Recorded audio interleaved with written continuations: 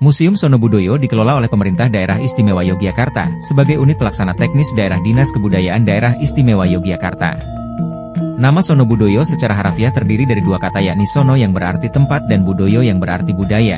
Artinya Museum Sono Budoyo merupakan sebuah tempat untuk melestarikan kebudayaan.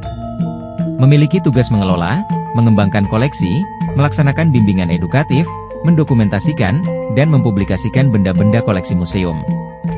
Museum Sono Budoyo terdiri dari dua unit yakni Museum Sono Budoyo Unit 1 terletak di Jalan Trikora nomor 6 Yogyakarta. Sedangkan Unit 2 terdapat di Endalem Condro Kiranan Wijilan, di sebelah timur alun-alun utara Keraton Yogyakarta. Museum Sono Budoyo memiliki koleksi berjumlah kurang lebih 43.263 buah, dan diklasifikasikan dalam 10 jenis koleksi, yaitu koleksi geologika, koleksi biologika, koleksi etnografika, koleksi arkeologika, koleksi historika, koleksi numismatika heraldika, koleksi filologika, koleksi keramikologika, koleksi seni rupa, dan koleksi teknologika.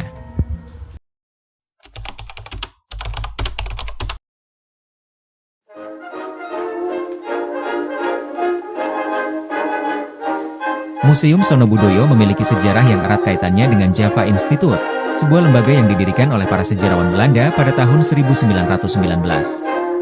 Java Institute didirikan dengan tujuan untuk melestarikan dan mengkaji kebudayaan Jawa, Bali, Madura, dan Lombok. Lembaga ini juga memiliki visi untuk membangun sebuah museum yang dapat menjadi tempat penyimpanan artefak dan benda-benda budaya dari daerah-daerah tersebut. Dalam Kongres Java Institute pertama yang diadakan di Surakarta pada tahun 1924, disepakati rencana untuk mendirikan museum tersebut. Setelah melalui beberapa proses, akhirnya Museum Sono Budoyo dibangun di Yogyakarta dengan desain arsitek Belanda, Insinyur Kersten, yang menggabungkan elemen arsitektur tradisional Jawa. Museum ini resmi dibuka pada tanggal 6 November 1935 oleh Sultan Hamengkubuwono VIII.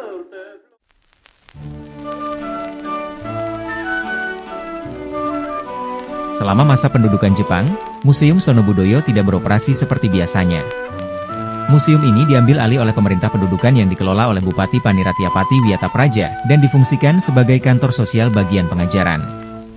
Hal ini menunjukkan adanya upaya dari pemerintah pendudukan untuk memanfaatkan aset budaya seperti museum untuk kepentingan propaganda dan pendidikan masyarakat sesuai dengan ideologi mereka.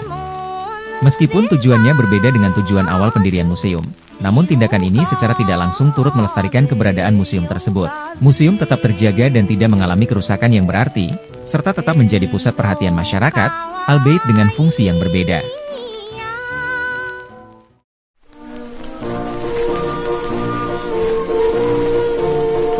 Pada tahun 1945, pesawat-pesawat tempur Belanda menjatuhkan bom ke beberapa bangunan penting di Yogyakarta, di antaranya RRI, Balai Mataram, dan Museum Sono Budoyo.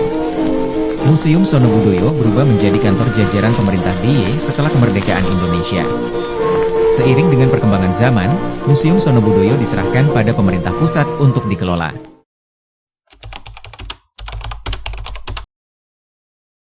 Pada sila pertama yang berbunyi, Jika Tuhanan Yang Maha Esa. Kita dapat melihat realisasi keimanan kepada Tuhan Yang Maha Esa, mulai dari arca-arca dan patung-patung Hindu-Buddha serta ruangan yang berisi kaligrafi, sajadah serta Quran.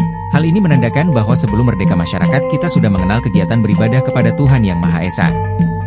Nilai-nilai sila kedua Pancasila, kemanusiaan yang adil dan beradab, yang terkandung dalam Museum Sono Budoyo dari segi Java Institute tercermin melalui misi dan koleksi yang dimiliki museum ini. Java Institute, sebagai lembaga yang mendirikan Museum Sono Budoyo, sangat menghargai kekayaan budaya dari berbagai etnis di Nusantara. Dengan mendokumentasikan dan melestarikan artefak budaya dari Jawa, Bali, Lombok, dan Madura, museum ini menunjukkan bagaimana budaya lokal adalah cerminan identitas dan kemanusiaan yang harus dihormati dan dilestarikan. Untuk sila ketiga, di Persatuan Indonesia, yakni masyarakat pada saat itu sudah memiliki peradaban dengan terciptanya keris, patung-patung kuno, alat musik, dan berbagai macam permainan yang menandakan bahwa masyarakat kita pada saat itu sudah hidup dalam persatuan dan kesatuan. Sila keempat Pancasila, yaitu kerakyatan yang dipimpin oleh hikmat kebijaksanaan dalam permusyawaratan perwakilan, yang memiliki kaitan dengan semangat permusyawaratan dan kebijaksanaan dalam menjaga warisan budaya, termasuk melalui peran museum. Museum Sono Budoyo, sebagai institusi yang melestarikan sejarah dan kebudayaan bangsa, bisa dilihat sebagai wujud nyata dari praktik sila keempat, di mana pengelolaan dan pelestarian budaya dilakukan melalui proses musyawarah yang melibatkan berbagai pihak, pemerintah, masyarakat, dan akademisi. Dan yang terakhir nilai dari sila kelima, keadilan sosial bagi seluruh rakyat Indonesia, yakni terlihat dari beberapa diorama arca di ruang Bali. Diorama-diorama ini menunjukkan masyarakat tradisional yang bersemangat hidup bersama dalam perdamaian dan keadilan.